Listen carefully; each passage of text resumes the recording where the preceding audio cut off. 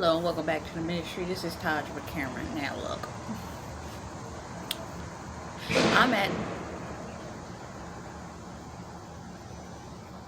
Jesus be a fence.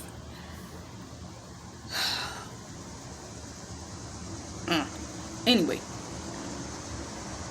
something just came across my mind and I said before the end of this broadcast. When that happened.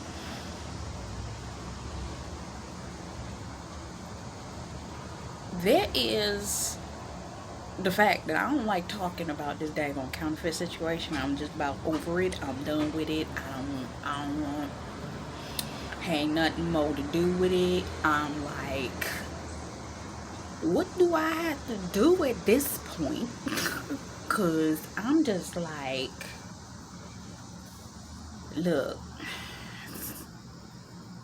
but I have to explain this for somebody's benefit because I never explained this before, and because I ain't never explained this, I'm gonna explain it now because of what I saw over the past 2 days. Okay, so I'm gonna need you to listen to me carefully. Now look, I'm just about over this whole counterfeit situation. I just said that. Okay, I'm over it. I'm done with it. Can we put it to bed? Can it be done? But the Lord just put in front of me immediately after I came out of a space with him, an episode. This ain't even the day that this show comes on, and he put an episode on my show from my childhood on in front of me today. Today's Sunday. It don't even come on Sundays. If it comes on Sundays, it don't even come on Sundays. If it comes on Sundays, it's a special occasion, okay? It's usually some form of a marathon of some sort, and what I've been noticing that they've been doing with this show is what they've been doing is they've been airing an entire season on Sunday. And I'm like, hey, okay. It's either an entire season or half of the season because it's 22 episodes. So, I'm sitting there, just got my meal, sitting in front of the television, flipping through channels. Here this show is. I'm like, okay. The other day I was sitting there thinking to myself, I think it was on Friday, and I said to myself, oh yeah, great. I knew what episode was coming up after the one that I saw coming up on Friday. I was like, all right, so yeah, but I ain't watching it, so forget it. I literally come out of the space with the Lord, eating my dinner. Here this episode is. I'm like, oh no. What am I talking about? My TV show was Buffy the Vampire Slayer. We out here slaying demons, are we not? In the spirit. So, what does this have to do with anything? Didn't I just say I don't even have to talk about this counterfeit thing again? She was on this episode fighting her alter ego. It's another Slayer that wants so badly to be her. She want to be her so bad, it's ridiculous.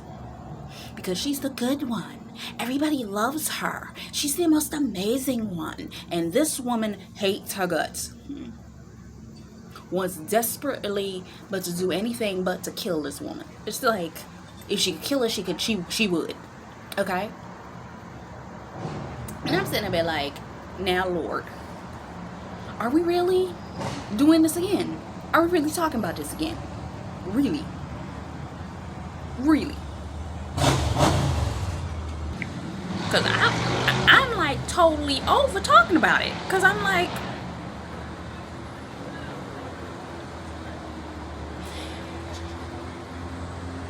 but the Lord brought me back here. And I'm like, oh, so this must be for somebody.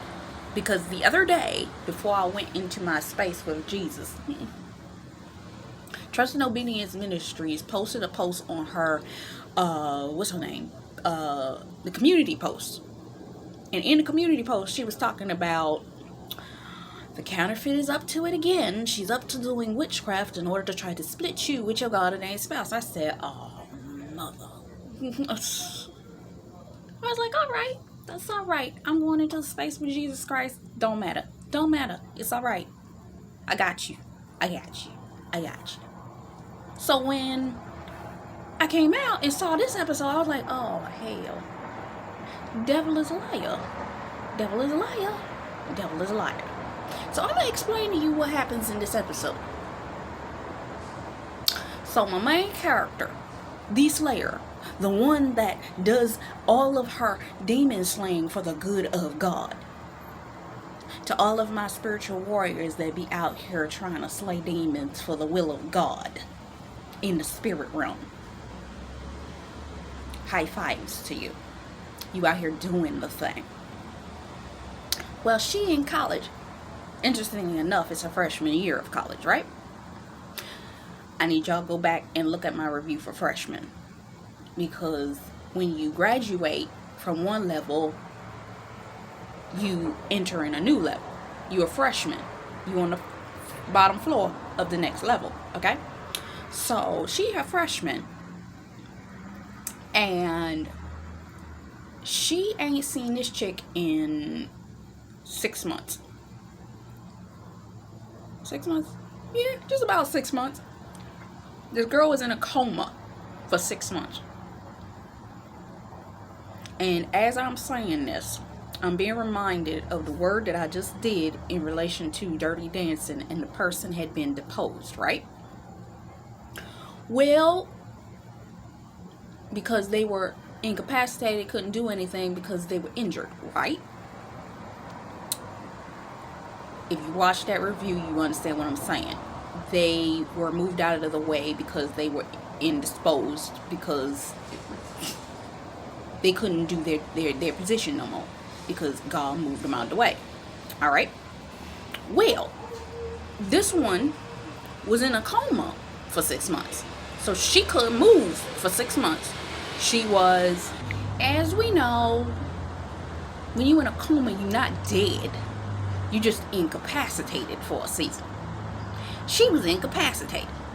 So Buffy's sitting there enjoying her life, talking to her friends, has her life finally getting in order. Oh God, pay attention. Somebody need to pay attention to this.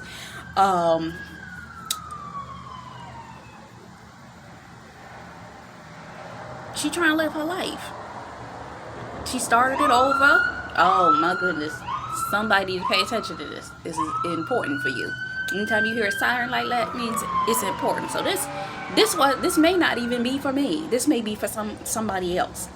But I'm gonna tell you what happened. So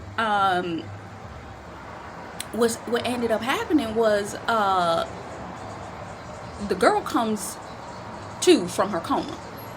Some of your enemies, or some of these people that assumed, or you assumed was asleep, dead, what have you, that God had took care of them and they wouldn't come back no more. They was just asleep. They were in a coma. The Lord had put them on, and you sitting up there like, so wait, what? She come back. Once she gets herself together, she breaks out the hospital, so on and so forth. She avoids the police, all of this kind of stuff. For some of you, there is a individual, I don't know who this is for, that thoroughly hates you. They are driven by a spirit of torment, and the spirit on them hates your guts and wants to destroy you at any and all cost. And because of this, she feels like, well, now my life has been destroyed. You killed my father.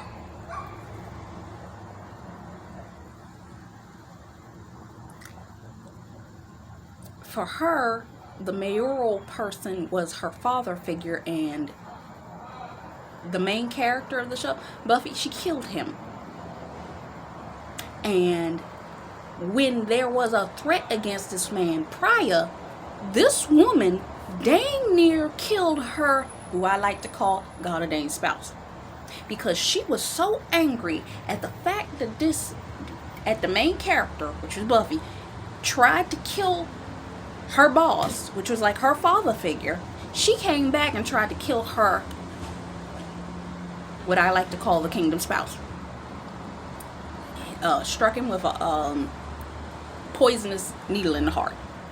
For some of you, your God ordained spouse was in relationship with an individual, and that individual tried to poison. And I really mean this. I think that the individual attempted to poison this individual, your actual God ordained spouse, because Lisa Marie, which I can't find her channel no more, I don't know what's going on with her right now, did a video where she talked about the fact that this woman was so crazy that she was doing anything within her power to try to destroy the kingdom spouse. And in this video, the particular one I'm talking about, she talked about the fact that the person was willing to poison, to give this person medication through their food, and try to even render the person impotent, and then accuse them of having something wrong with them when they were drugging the individual. So this person is crazy. And every time I look at it, I keep seeing crazy. Now, this was further confirmed because all week long I've been seeing the promo for Johnson, and I don't even watch this show. And I knew that the Lord wanted me to watch this show, specifically the two scenes between these two individuals. It was the guy and this crazy chick.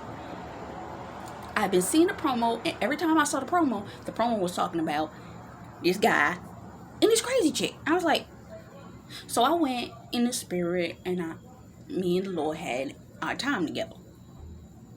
Saturday night, he come this episode. First thing, he's talking to a friend of his, and he's saying that friend, she done called me. Who called you? Oh, Bianca called me. I'm like, okay. And I knew it was God because my dad turned it on and left it on only to watch those two scenes. He turned it on and left it on for the 3 minutes of that one scene and came back at the very end, at the very start of the next scene where he was to meet the girl. So I was only supposed to see those two scenes. I said, if I meant to, he'll turn it back. And he did. I was like, oh, Lord. So what ended up happening... So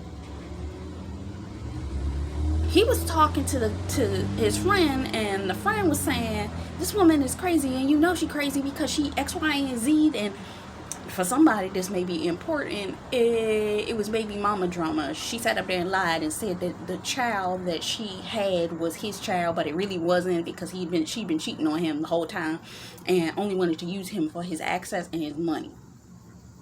And he'd been giving her money for that. And I'm sitting there like, okay, I hear you.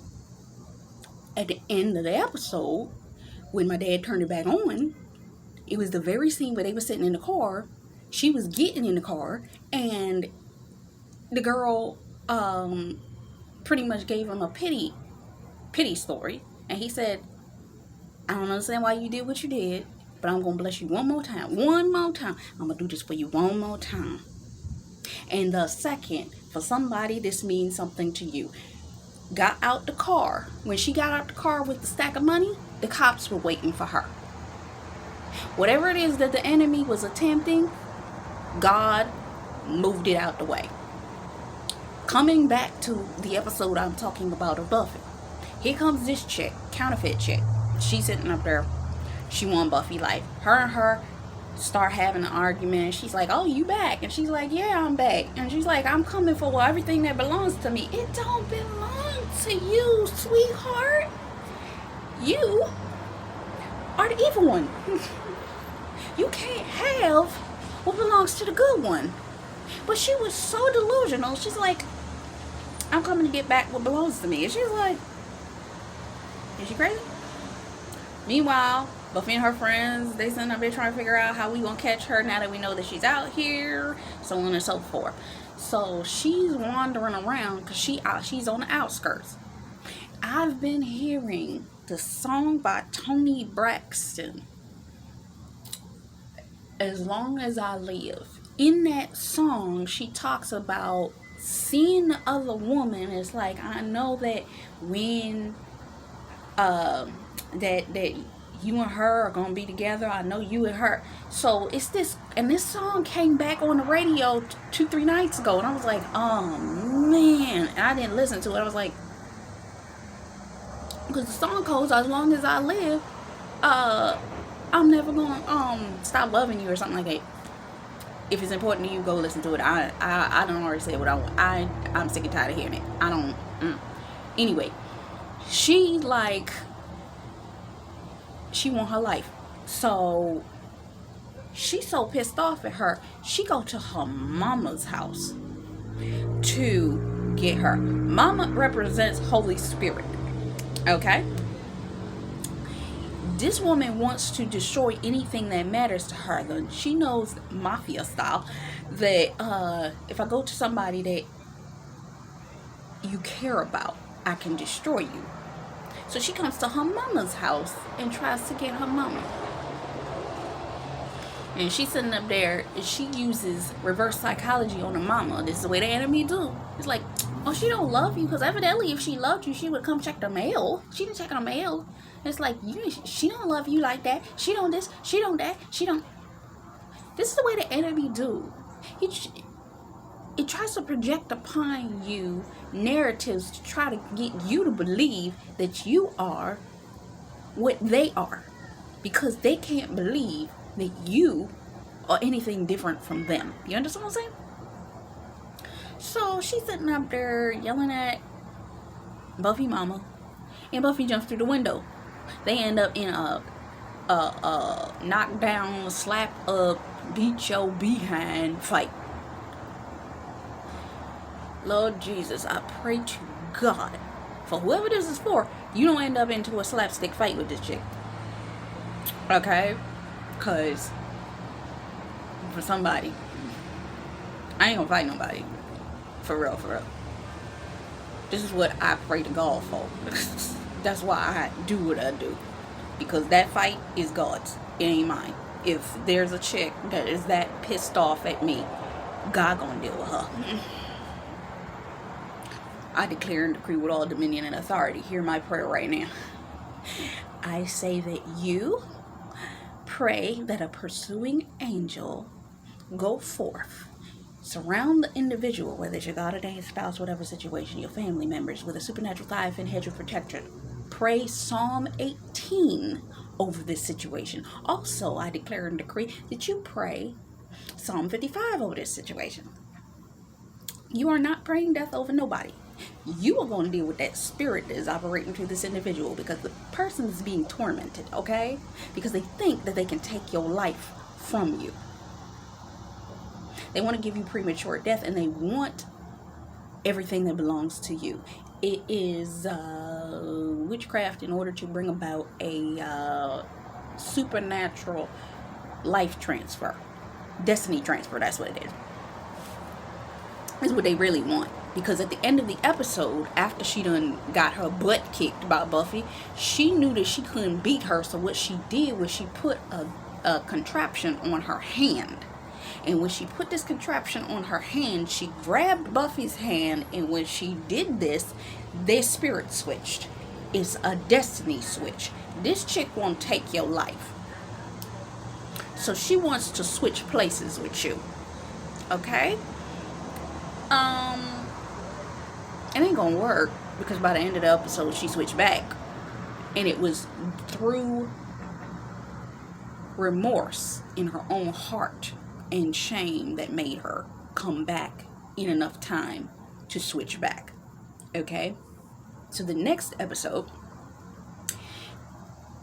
which brings about the continuation, she trying to talk like she Buffy, but see, your enemy can't be you. Because the envy and the jealousy within that person's soul is never going to allot them the ability to be able to not gloat over the fact that they think they one-upped you. Okay? And that in itself tells on them. She was sitting up there, oh, she changed clothes. She decided to go to the club, but she dressed just like herself, not like Buffy. So that in itself tells that she ain't who she say she is. Your enemy can't be you because they want to be themselves so bad that they would take upon your body only to make you look like them, which is technically their point. They want to destroy your reputation. Jesus, we back here. Go back and look at the prophetic poetry word. This person is desiring to sabotage and destroy your reputation. Dang. Anyway, so she dresses exactly like her. She's like, I would be you. I would be Buffy. I would be. She's like, I am you. Trying to convince herself that she can be her. Your enemy can't be you for nothing. Okay? They can try to act like you. They can dress like you. They can't even take your body and pretend to be you. Some of your enemies, these counterfeits, they look a lot like you, but they're not you. And it's their heart that shows, because they bear the fruit of an enemy, and they want to project upon your life and your lifestyle in order to destroy it. They ain't you. She goes to the club, she in there dancing, and her friends are looking at her like something off. And it was a friend of her best friend that literally says, that's not her. I don't even know her like that. That ain't her. Took her friend to the side and said, that's not her. That is not her. Let me tell you, that ain't her. And she's like, what you mean it's not her? She's like, no, that's not her. It's something off. From the person that you have been telling me that she is, that ain't her. Even people that don't know you gonna know that this individual is lying, that it ain't you. Because let me tell you something that happened to me. I was in a situation that I was in a church, and this woman came in there, and I had known her from another church. She came and visited my church. She tried to set me up like 2-3 times. And this particular morning, she comes in and she starts yelling right after the morning service, sitting up there saying that I did this and I did that and I did this. And I'm standing there like, oh my God, what is this woman talking about? I never did that.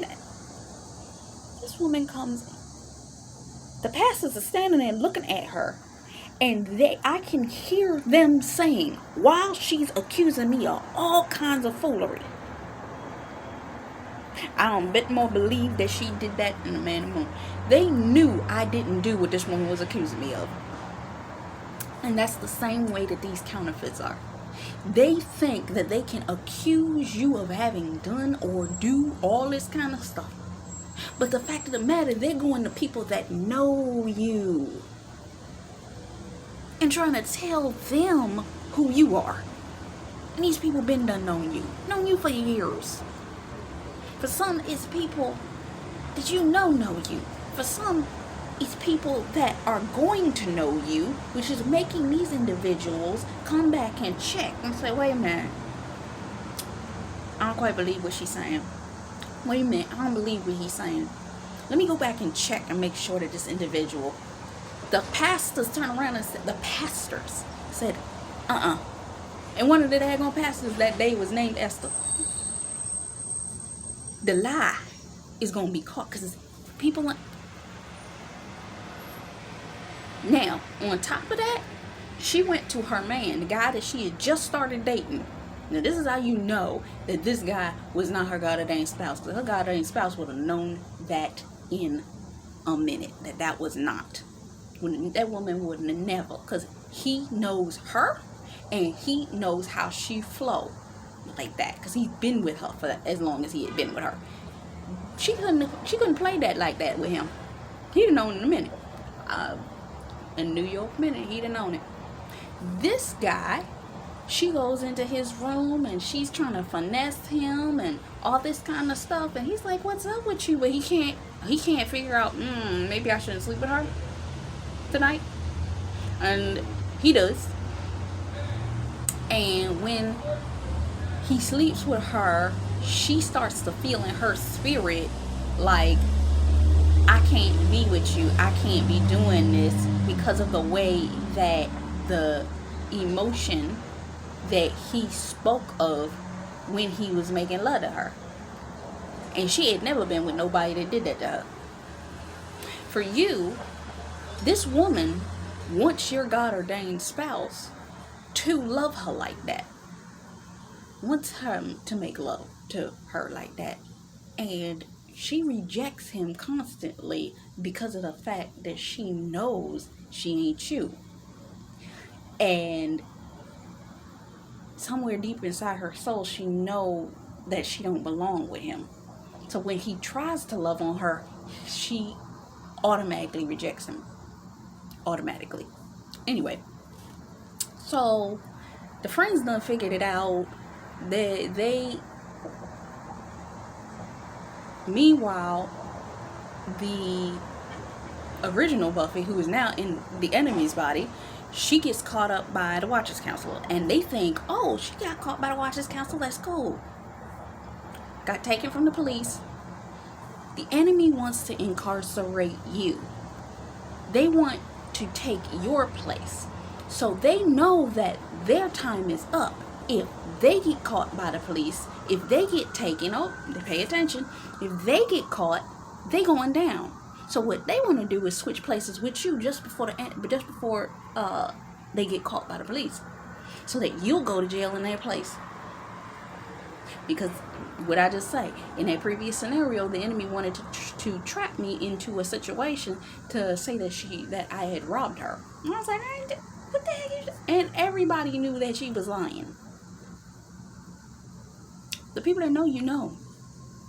But see, she ended up getting held hostage, and she ended up having to exert her authority because she was good, but she had to get out of that situation. So she ended up having to bust some faces and knock some noses off, because of the fact that it matter, if she didn't, they were going to take her to England and she would have never come back. They'd probably locked her in a crazy house or something like that. This is what the enemy wants. Stephanie P did a video where she talks about they know that you know, and this is why they angry. And she talks about the enemy wants to do one of three things: make you homeless, incarcerate you, or put you in an insane asylum. Because it needs to try to stop you. So what ends up happening is she broke free from the police, and when she broke free from the police, she ends up going to her father's house, or what I call her father. This man represented a father figure in her life, which was her watcher, the watchman on the wall for her. And he opens the door, and he's like, he pulls out a crossbow, and she's like, Giles, it's me. I'm this person. I'm your Buffy. And he's like, how do I know that? Blah, blah, blah, blah, blah. She said, Giles, if I was actually Faith, I'd have been took that from you. And he's like, yeah, you right. Then Willow come walking in, her best friend, and she's about, Willow, and her friend said, don't say nothing. Tara already figured it out. You are the one. And she's like, oh, thank God. And it's like, Tara, this is Buffy, and this, that. And she's like, hi, how you doing? And he's like, well, can we find her? Because if we don't find her now, she gonna take my body and go to East Jabli, because you know that she ain't gonna stay here as long as she got a body to take. And they're like, yeah, let's go see. Meanwhile, literally, this chick is at the airport about to fly away in her body to go somewhere far away. Got a airport ticket that she done stole her mama's money, used her credit card, and was going to take a flight somewhere. Your enemies would take you for a ride if they could. But see, her soul would not allow. God's been working on these counterfeits hearts. They know they no longer belong in that position. They know that they can't take your position. No matter what witchcraft they done did against you, their heart won't let them leave until they renounce, denounce, come out of alignment, and come out of agreement with what they did. And the Lord is uprooting whatever it was that was their attempt. Because the second she saw on the news that there was an incident with some vampires in a church, she was like, I gotta go. She could have, she was right there at the airport. She could have stayed at the airport and flew out of there with the woman's body. Your enemies who want to do a destiny switch on you, the Lord is humbling them right now for what it was that they were attempting to do against you, because it wasn't ever going to work in the first place. And if what they did even had made any impact on you, they had a judicial decree coming against them anyway. But it's flown. Oh, thank you, Dr. Jolynn Whitaker. She was about to leave at the airport. Jolynn Whitaker just released a word where she said that this assignment is flying over your head. Go ahead. The enemy think that he stopped you. Not at all. She went directly to the church and attempted to go in there. And when she attempted to go in there, the girl's boyfriend, the new guy, he tried, like, I'm coming and I'm going to help you. We got the team and all that kind of stuff. She's like, no, I can't use you. She grew a heart. For some of you, the counterfeit done grown a heart, and they done realize what, because the Lord has humbled their souls and hearts for what they was attempting to do to you. But they still hate your guts.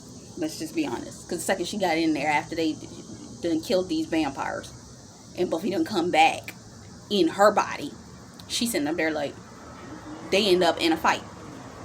They still don't want you to have your body back. They still don't want you to have that position. They will fight you for it.